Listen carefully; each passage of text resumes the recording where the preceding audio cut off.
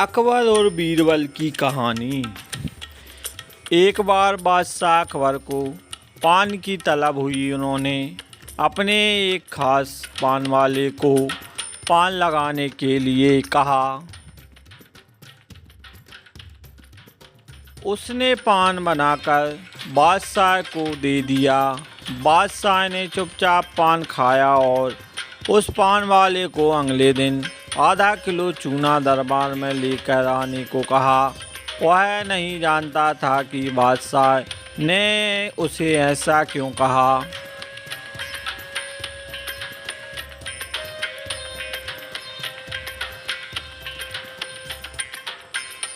वह चुपचाप चूना लेने बाजार चला गया। उसने दुकानदार से आधा किलो चूना मांगा। दुकानदार ने उससे पूछा कि इतना चूना क्यों खरीद रहे हो। उसने बताया कि किस तरह उसने बादशाह को पान दिया था। दुकानदार को समझते देर ना लगी कि कुछ गड़बड़ है।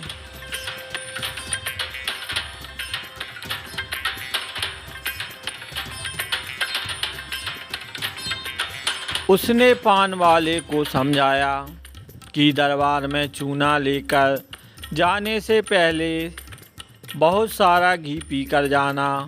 उसने सलाह मानकर वैसा ही किया और दरबार में जाने से पहले खूब सारा घी पी लिया।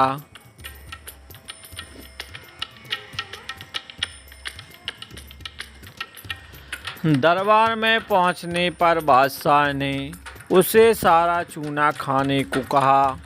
वह हैरान रह गया। उसे उम्मीद ना थी कि बादशाह ने उसे चूना इसलिए मंगवाया था, लेकिन वह तो उसके लिए तैयार था, इसलिए उसने सारा चूना खा लिया।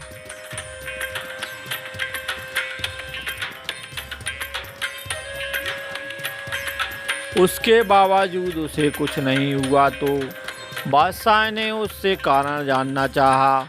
उसने अपनी और दुकानदार की बातचीत के बारे में बादशाह को बता दिया।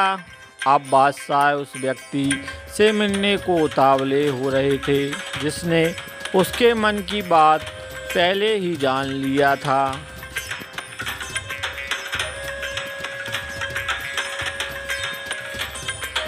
बादशाह ने हुक्म दिया कि उस दुकानदार को अगले दिन दरबार में हाजिर किया जाए।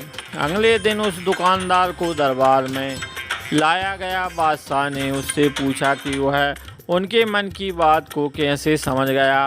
तब दुकानदार ने कहा, हुजूर, जब यह आदमी मेरे पास चूना खरीदने आया था तो मैंने इससे पूछा था कि इतने चूने का क्या करोगे।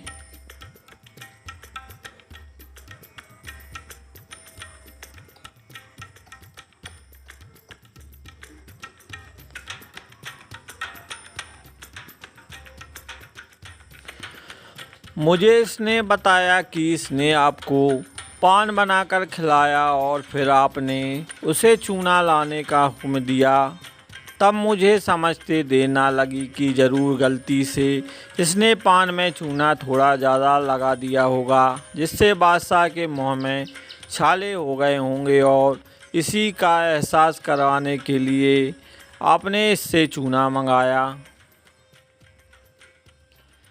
मैंने इस सलाह दी कि दरबार में जाने से पहले घी पीकर जाना, जिससे अगर तुम्हें चूना खाना भी पड़े तो इसका असर कम हो जाएगा।